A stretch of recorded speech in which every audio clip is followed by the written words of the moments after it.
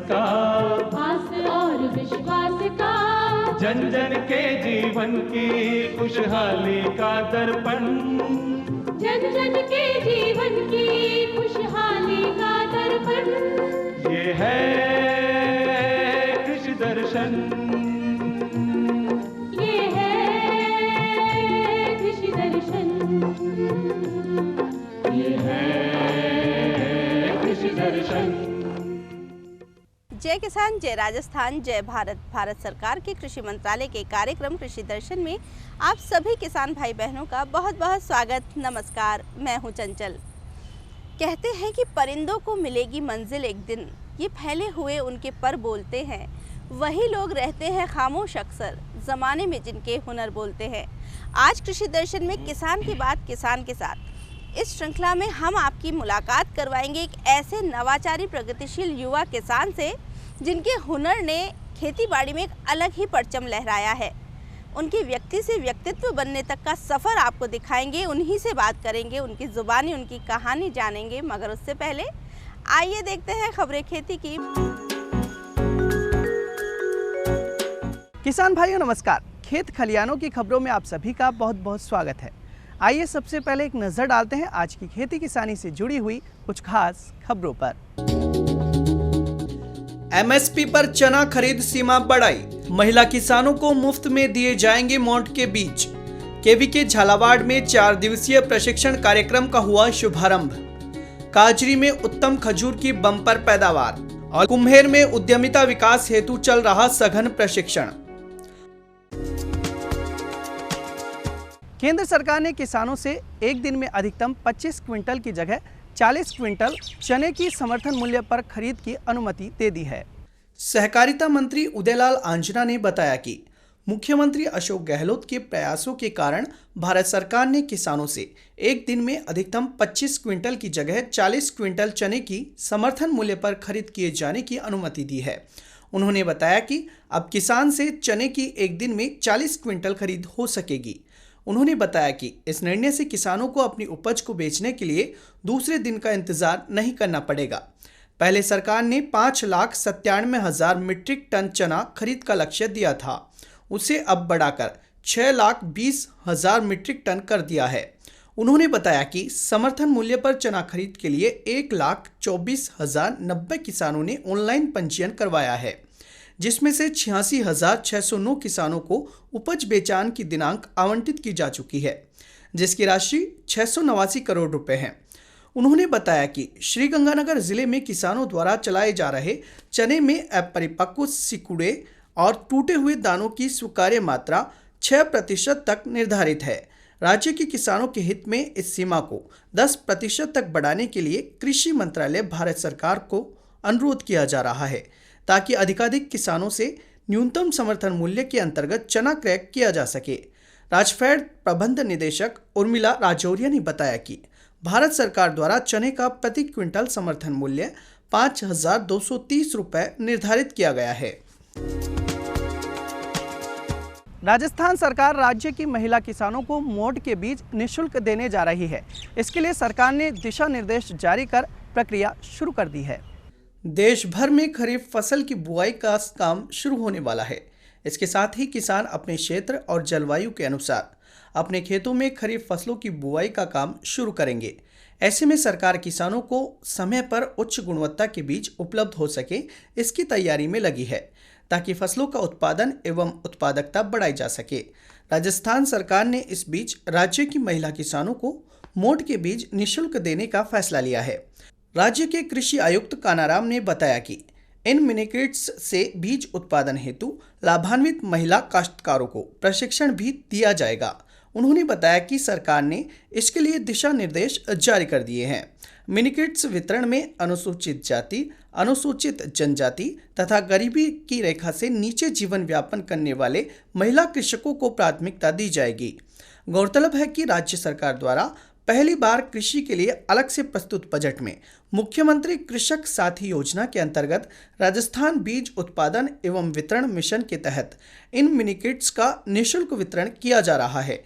जिन महिलाओं के पास सिंचाई के साधन उपलब्ध है, उन्हें प्राथमिकता दी जाएगी। कृषि विज्ञान केंद्र झालावाड़ में समस्याग्रस्त मृदाओं एवं कम गुणवत्ता युक्त सिंचाई जल प्रबंध विषय पर 4 दिवसीय प्रशिक्षण कार्यक्रम का शुभारंभ किया गया। कार्यक्रम को संबोधित करते हुए वरिष्ठ वैज्ञानिक और अध्यक्ष डॉक्टर मोहम्मद यूनुस ने कहा कि झालावाड़ जिला प्राकृतिक संसाधनों से निपुण है, लेकिन उचित प्रबंधन एवं देखभाल नहीं करने व कम गुणवत्ता युक्त सिंचाई जल से सिंचाई करने के परिणाम स्वरूप समस्याग्रस्त मृदाओं का क्षेत्रफल दिनों दिन बढ़ता जा रहा है। साथ ही मृदा स्वास्थ्य पर भी विपरीत प्रभाव पड़ रहा है, जिससे उपज की गुणवत्ता में गिरावट आ रही है। उन्होंने बताया कि खेती किसानी में असंतुलित रसायनों के अनुप्रयोग से प्राणियों में भयानक बीमारियों का प्रकोप बढ़ रहा है। अतः समस्याग्रस्त मृदाओं व कम गुणवत्ता युक्त सिंचाई जल नमूने की जांच के आधार पर ही खेती किसानी में उर्वरक व रसायनों का अनुप्रयोग करना लाभप्रद होगा। प्रशिक्षण प्रभारी और मृदा वैज्ञानिक डॉक्टर सेवाराम रुंडला ने समस्याग्रस्त मृदाओं का उचित मृदा नमूना कैसे लिया जाता है, संग्रहित मृदा नमूने की जांच कब, कैसे और कहां करवाई जाए आदि के बारे में पावर पॉइंट प्रोजेक्टर के माध्यम से विस्तार पूर्वक जानकारी दी। कार्यक्रम में मृदा व जल नमूना लेने की विधि का प्रायोगिक प्रदर्शन कर किसानों का ज्ञानार्जन करवाने के साथ उन्हें मृदा परीक्षण प्रयोगशाला का भ्रमण कराया गया। साथ ही उन्हें मृदा एवं जल परीक्षण के बारे में भी बताया गया। केंद्रीय शुष्क क्षेत्र अनुसंधान संस्थान काजरी जोधपुर में टिश्यू कल्चर्ड खजूर पर चल रहा प्रयोग सफल रहा है। इस वर्ष गुणवत्ता युक्त फलों का रिकॉर्ड उत्पादन हुआ है। काजरी के प्रधान वैज्ञानिक डॉक्टर अकथ सिंह ने बताया कि ADP 1 खजूर किस्म का विकास आनंद कृषि विश्वविद्यालय के द्वारा किया गया है। संस्थान में इस किस्म पर 6 साल से अनुसंधान कार्य चल रहा है। उन्होंने बताया कि टिश्यू कल्चर तकनीक से तैयार यह किस्म अगेती है, जिसके कारण डोका फल जून के प्रथम सप्ताह में ही तुड़ाई के लिए तैयार हो जाते हैं, जबकि अगर बरसात देर से आती है तो 30 से 40% फल पेड़ पर ही पिंड की अवस्था में आ जाते हैं। साथ ही काजरी में पिंड अवस्था को प्राप्त करने के लिए आंशिक सुखाने और पैकिंग के लिए भी प्रोटोकॉल विकसित किया गया है, जिसमें फलों की गुणवत्ता बरकरार रहती है। उन्होंने बताया कि खजूर की गुणवत्ता युक्त अच्छी उपज लेने के लिए एक पौधे पर 10 से 12 पंच ही रखने चाहिए। साथ ही अच्छे आकार और मीठे फलों की प्राप्ति के लिए 20 से 25% फलों के थिनिंग बहुत अच्छे रहते हैं। खजूर के पौधों में फरवरी माह में हाथों द्वारा परागण करवाया जाता है। इसके बाद से पौधों को ज़्यादा पानी की ज़रूरत होती है। यदि ड्रिप सिंचाई है तो प्रतिदिन 2 घंटे पानी देना चाहिए। उन्होंने बताया कि 1 हेक्टेयर में खजूर के 156 पौधे लगाए जाते हैं।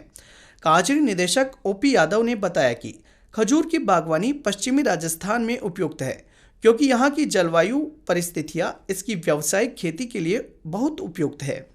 उन्होंने बताया कि काजरी द्वारा विकसित खजूर की खेती और खजूर को सुखाने की तकनीक राज्य में इसकी खेती को और बढ़ावा दे सकती है और खजूर उत्पादकों को कई गुना लाभ हो सकता है। कृषि महाविद्यालय कुम्हेर में विद्यार्थियों के उद्यमिता कृषि विकास हेतु चल रहे प्रशिक्षण में उन्हें आलू के गुलाब जामुन बनाना सिखाया गया। डॉक्टर श्वेता सिंह, सहायक प्रोफेसर कृषि अभियांत्रिकी के नेतृत्व में चल रहे इस 20 दिवसीय कार्यक्रम में विद्यार्थियों को आलू के गुलाब जामुन बनाना सिखाया गया। कार्यक्रम को संबोधित करते हुए महाविद्यालय के डीन डॉक्टर उदय भान सिंह ने बताया कि इस तरह आलू का संवर्धन कर अतिरिक्त आय प्राप्त की जा सकती है। उन्होंने बताया कि आधा किलो आलू उबालकर छिलका उतार लें। इसके बाद 250 ग्राम मैदा, 100 ग्राम स्टार्च, 100 ग्राम मावा, 1 चम्मच खाने का सोडा व थोड़ी सी इलायची मिलाकर अच्छी तरह से मथ लें।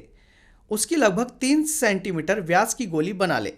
इन गोलियों को देसी घी में भूरा होने तक तल लें।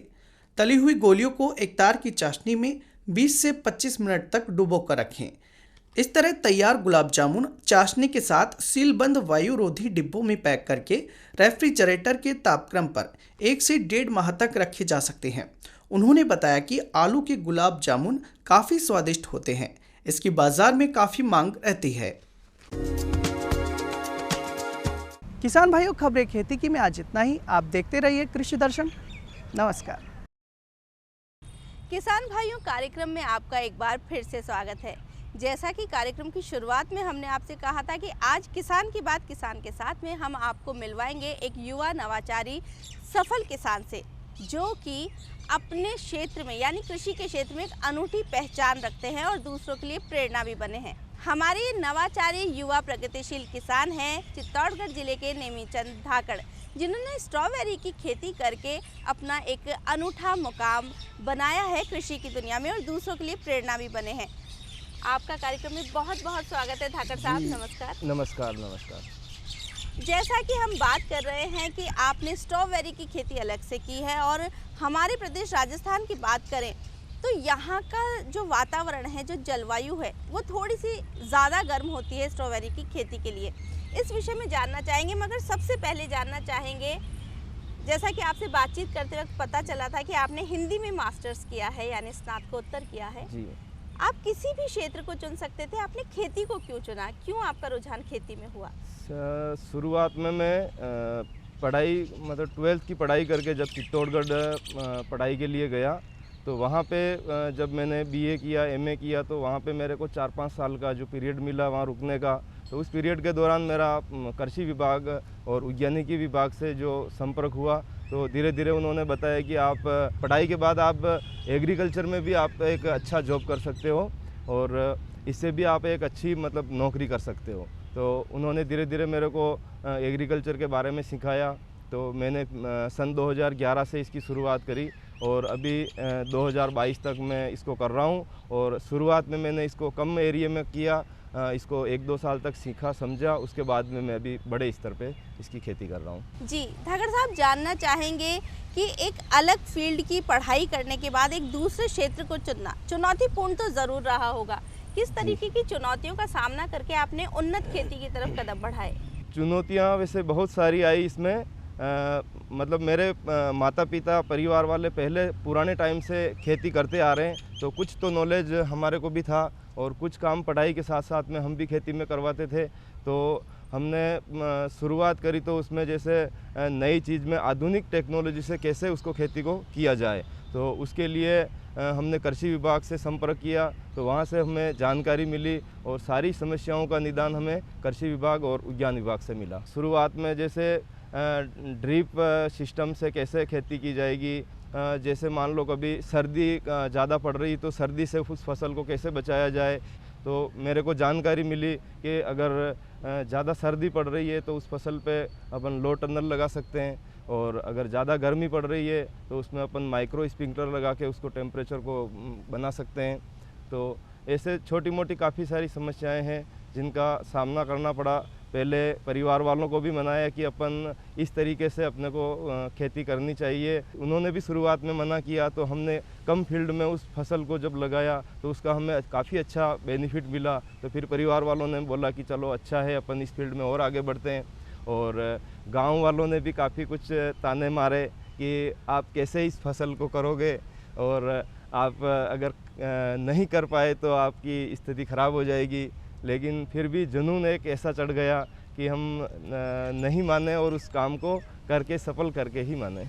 अपने अनुभवों से सीखते हुए नेमीचंद धाकड़ जी ने स्ट्रॉबेरी की खेती को किस तरह राजस्थान के इस विपरीत जलवायु में संभव बनाया, इसकी बात करें अगर धाकड़ साहब, किस तरीके से आपने स्ट्रॉबेरी की खेती को चुना और क्या क्या चुनौतियों का सामना करते हुए आपने सफलतम खेती की, इसके बारे में बताइए। स्ट्रॉबेरी की फसल की शुरुआत मेरी सन 2010 में मैं चित्तौड़गढ़ में कृषि विज्ञान केंद्र में एक कृषकों का मेला लगा था, प्रदर्शनी। उस मेले में मैं वहाँ गया था। तो वहाँ पे बाहर के कोई किसान स्ट्रॉबेरी के छोटे छोटे पैकेट डिब्बों में स्ट्रॉबेरी रख के काफ़ी सुंदर स्ट्रॉबेरी लग रही थी। तो उसको मैंने वहाँ पे देखी और उनसे मैं मिला। तो उन्होंने बोला कि स्ट्रॉबेरी की खेती अपने भारत में महाराष्ट्र में सबसे ज़्यादा होती है और वहाँ से उस किसान ने पौधे ला के स्ट्रॉबेरी की फसल लगाई थी और वो स्ट्रॉबेरी का फल लेके वहाँ कृषि मेले में आया था। तो उस फल को देखते ही मेरे भी मन में एकदम उसकी, क्योंकि उसको फल को देखने में भी मतलब ऐसा लगता है जैसे दिल के आकार का और बहुत खूबसूरत फल लगता है। तो देखते ही मेरे मन में जुनून हो गया कि क्यों ना इस फल की खेती अपन भी ट्राई करके देखते हैं। तो उस किसान से मैंने जानकारी ली तो उसने बताया कि इसके पौधे महाराष्ट्र में मिलते हैं, वहाँ पे इसकी सबसे ज़्यादा खेती होती है। तो मैं उसी समय महाराष्ट्र के लिए निकल गया। तो वहाँ जाके वहाँ की किसानों से मिला, वहाँ की जो खेती हो रही है वो खेती देखी। तो मेरे को भी मतलब मन में एक विश्वास हो गया कि इस तरीके से इस खेती को हम भी कर सकते हैं। तो वहाँ से फिर मैं पौधे ऑर्डर करके आया और शुरुआत में मैंने स्ट्रॉबेरी के सन 2011 में 2000 पौधे लगाए और उन 2000 पौधों का मेरे को काफ़ी अच्छा रिस्पॉन्स मिला। बहुत अच्छा मतलब पौधा भी अच्छा डेवलप हुआ, उनमें फ्रूट भी बहुत अच्छे आए। तो अपने यहाँ राजस्थान की भूमि में मतलब वो सक्सेस हो गई। तो फिर मैंने दूसरी साल फिर वहीं से संपर्क किया और फिर ज़्यादा मात्रा में 1 एकड़ में मैंने स्ट्रॉबेरी की फसल करी। तो उस फसल से मेरे को और ज़्यादा बेनिफिट हुआ और उसमें मैं समय समय पे महाराष्ट्र के किसानों से भी संपर्क में रहा, वहाँ से जानकारी लेता रहा और अपने यहाँ चित्तौड़गढ़ के जो कृषि अधिकारी हैं उनसे भी मैं संपर्क में रहा। कब कौन सी बीमारी आ रही है, कब क्या पानी देना है, किस तरीके से करना है, तो वो सारा विधि मेरे को चित्तौड़गढ़ कृषि विज्ञान केंद्र के अधिकारियों ने बताया। तो उसके बाद में फिर मैं धीरे धीरे 3 या 4 साल तक स्ट्रॉबेरी की खेती करता रहा। उसके बाद में मेरे को विचार आया क्यों ना स्ट्रॉबेरी का पौधा हम बाहर से ख़रीद के फिर अपन यहाँ लगाते हैं। तो मैंने उसके लिए भी और आगे जानकारी ली। तो इसका क्या मदर प्लांट जो होता है वो कैलिफोर्निया से, अमेरिका से या विदेशों से, अलग अलग देशों से आता है। तो फिर मैंने वहाँ संपर्क किया और इसका मई और जून में मदर प्लांट आता है। तो वो मदर प्लांट लिया मैंने। फिर मदर प्लांट लेके मैंने पौधे बनाने की टेक्निक सीखी। हमने सुना है कि आप नर्सरी के माध्यम से पौध तैयार करके बेचते भी हैं और उससे भी आपकी आमदनी के लिए एक नया मार्ग खुल जाता है। किस तरीके का ये सफ़र रहा नर्सरी वाला, और जो आप पौध तैयार करते हैं उसकी क्या प्रक्रिया होती है और लोगों का कैसा रुझान देखने को मिलता है, ये भी बताइए। 3 या 4 साल तक स्ट्रॉबेरी फ्रूट की खेती करने के बाद में मेरे मन में विचार आया कि क्यों ना अपन खुद भी इसके पौधे बनाने का ट्राई करते हैं। तो स्ट्रॉबेरी के प्लांट बाहर से विदेशों से आते हैं, तो वहाँ से मैंने संपर्क किया बॉम्बे में और फिर स्ट्रॉबेरी के पौधे मंगवाए और रनर्स से हमने पौधे बनाने की प्रक्रिया शुरू की। तो अभी मैं 6 साल से रनर्स से पौधे तैयार करके अन्य किसानों जो अपने राजस्थान में अभी कम से कम 20 से 25 किसान स्ट्रॉबेरी के फील्ड में हैं अभी, जो अपने यहाँ पे सीख के उनको स्ट्रॉबेरी के पौधे तैयार करके देके उनको स्ट्रॉबेरी का काम सिखाया जा रहा है। और कुछ किसानों को अभी रनर्स से पौधे तैयार करने का काम भी सिखाया जा रहा है। बात करें धाकड़ साहब की, आप तो बागवानी के क्षेत्र में सीताफल है, अमरूद है, इनकी भी खेती कर रहे हैं, बागवानी कर रहे हैं, तो उसके बारे में भी थोड़ा सा हमारे दर्शकों को बताइए। जी, स्ट्रॉबेरी की शुरुआत के साथ साथ में मैं जब बाहर फील्ड में आया, मार्केट में गया, तो वहाँ पे काफ़ी सारे अन्य फ्रूट भी मार्केट में देखे। तो उनका भी मेरे मन में विचार आया कि क्यों ना स्ट्रॉबेरी के साथ में अपन और फ्रूट के ऊपर भी काम करते हैं। तो उसके बाद में मैंने अमरूद की एक थाईलैंड की वैरायटी लगाई जिसको VNR बिही के नाम से जानते हैं। 3 एकड़ में मैंने अमरूद का बगीचा लगाया और 1 एकड़ में मैंने सीताफल का बगीचा लगाया, 1 एकड़ में मैंने आम का बगीचा लगाया। तो इनमें भी मेरे को काफ़ी अच्छी सफलता मिल रही है और बहुत अच्छा उत्पादन आ रहा है। और इसके साथ में मैंने जब यहाँ पे इसकी शुरुआत करी तो सबसे बड़ी किसानों की प्रॉब्लम रहती है कि यहाँ पे अपने यहाँ राजस्थान में पौधों की सबसे ज़्यादा शिकायत रहती है कि पौधे किसानों को सही गुणवत्ता वाले उपलब्ध नहीं हो पाते हैं। तो फिर मैंने 5 साल से अभी नर्सरी का काम शुरू किया है जिसमें अमरूद, सीताफल, आम, चीकू, आंवला, ये सभी उन्नत किस्मों के पौधे अपने फार्म पे यहीं हम तैयार कर रहे हैं और अन्य किसानों को भी उनकी पूरी जानकारी के साथ में बगीचा लगवा रहे हैं। अगर बात करें कि जब भी हम कोई नवाचार अपनाते हैं, विशेष तौर से खेती बाड़ी में, क्योंकि ये मौसम आधारित व्यवसाय है, ऐसे में सरकारी सहायता की अगर बात की जाए, आपको किस तरीके से मिली और आप किस तरीके से सरकार की तरफ देखते हैं कि क्या क्या सुविधाएं किसानों को मिलनी चाहिए? सरकारी सुविधाओं में मेरे को राज्य सरकार की ओर से काफ़ी सारी मदद मिली। ड्रिप संयंत्र है, फुहारा स्प्रिंकलर है, माइक्रो स्प्रिंकलर, लो टनल है और सोलर पंप, पैक हाउस, ये सारी वाटर स्टोरेज, पानी का टैंक, ये सारी सुविधाएं मेरे को गवर्नमेंट से मिली हैं। और अभी वर्तमान में किसानों के साथ में एक समस्या आ रही है कि गवर्नमेंट का जो अनुदान है वो बहुत कम है। अगर हर चीज़ की मार्केट में रेट बढ़ गई है और अनुदान गवर्नमेंट का फिक्स जो पहले था वही आज ही है। तो अगर किसान कृषि संयंत्रों के साथ में अगर अनुदान बढ़ा देती हैं तो किसानों को और अधिक फ़ायदा होगा। और एक मेन रिक्वेस्ट गवर्नमेंट से है कि स्ट्रॉबेरी की जो खेती है ये अपने राजस्थान में उपयुक्त जलवायु और मिट्टी है, इसकी खेती को अगर गवर्नमेंट सहायता करती है तो इसका और भी आगे बढ़ावा मिलेगा, किसानों को काफ़ी फ़ायदा मिलेगा। अभी भारत में लगभग हर स्टेट में स्ट्रॉबेरी के ऊपर गवर्नमेंट का अनुदान है। अपने राजस्थान में इस खेती के ऊपर गवर्नमेंट का कोई अभी अनुदान नहीं है। तो राजस्थान गवर्नमेंट अगर इसको बढ़ावा देना चाहती है और अगर इसके ऊपर कुछ अनुदान की प्रक्रिया अगर लागू होती है तो इसके बहुत सारे फ़ायदे किसानों को आने वाले समय में मिलेंगे। जी धाकड़ साहब, ये तो बात हुई कि किसानों की खेती को उन्नत बनाने के लिए किस तरीके से सरकारी सहायता भी ज़रूरी है। अगर बात की जाए खेती की सफलता की, तो अगर उन्हें मार्केट नहीं मिलेगा, बाजार नहीं मिलेगा, तो फसल खेत में ही रह जाएगी, बाजार में नहीं आ पाएगी या उसको उचित मूल्य नहीं मिल पाएगा किसान को, उसकी लागत नहीं निकलेगी तो नुकसान होगा। ऐसे में आप बाजार को किस दृष्टि से देखते हैं और बाजार किस तरह उपलब्ध हो इसके लिए आप क्या करते हैं और किसान किस तरह जागरूक हो सकते हैं, ये बताइए। फ्रूट की शुरुआत करी थी उस टाइम पे बाज़ार की काफ़ी प्रॉब्लम थी। उस टाइम पे न तो मंडियों की अपने फ़ोन पे सुविधा थी और ना सड़कें सही थी, ना मार्केट का इतना अपने मेरे को ध्यान था। आज के समय में अगर कोई किसान इस तरह से कोई उन्नत खेती या अच्छी बागवानी की खेती करना चाहते हैं तो उनके लिए बहुत अच्छी सुविधा आजकल मोबाइल पे मंडियों की रेट आती हैं, कहाँ पे कौन सा माल अच्छा बिक रहा है उस हिसाब से, और मार्केट में फ्रूट को भेजने की भी काफ़ी सारी व्यवस्था है। अभी सब जगह ट्रांसपोर्ट सुविधा अवेलेबल है। तो किसानों के लिए अभी मार्केट में किसानों को खुद को जागरूक होना पड़ेगा, तभी मार्केट में जा सकेंगे। अगर किसान वही पुरानी परंपरा वाली फसलें लगाएंगे, वहीं लोकल आसपास के व्यापारियों को बेचेंगे तो उसमें किसानों को काफ़ी सारा नुकसान होगा। आपने बहुत अच्छी जानकारी हमारे किसानों को दी और हमें पूरा विश्वास है कि आपकी सफलता की कहानी को जानकर हमारे दर्शक किसान भी सफलता की तरफ नया कदम उठाएंगे, नवाचारी कदम उठाएंगे। आप कार्यक्रम में आए, बहुत अच्छी जानकारी दी, इसके लिए आपका बहुत बहुत धन्यवाद। धन्यवाद सर। किसान भाइयों, हमें पूरा विश्वास है कि नेमीचंद धाकड़ जी की इस कहानी को देखकर, कठिनाइयों से लड़ने के उनके जुनून को देखकर और उनकी सफलता को देखकर आप भी ज़रूर प्रेरित हुए होंगे। आप भी खेती बाड़ी में नवाचारों को अपनाएंगे और सफलता के नए परचम लहराएंगे। आप खेती बाड़ी से जुड़े हुए और क्या क्या नई चीज़ें, क्या क्या नवाचार हमारे कृषि दर्शन कार्यक्रम में देखना चाहते हैं, इसके लिए आप हमें पत्र लिख सकते हैं। हमारा पता है कार्यक्रम कृषि दर्शन, डीडी राजस्थान, दूरदर्शन केंद्र, जयपुर। आप हमें ईमेल भी कर सकते हैं। हमारा ईमेल आईडी है krishidarshanjaipur@gmail.com। इसी के साथ अब दीजिए आज्ञा। नई जानकारियों के साथ फिर से आपसे मुलाकात करेंगे। जय हल, जय हलधर।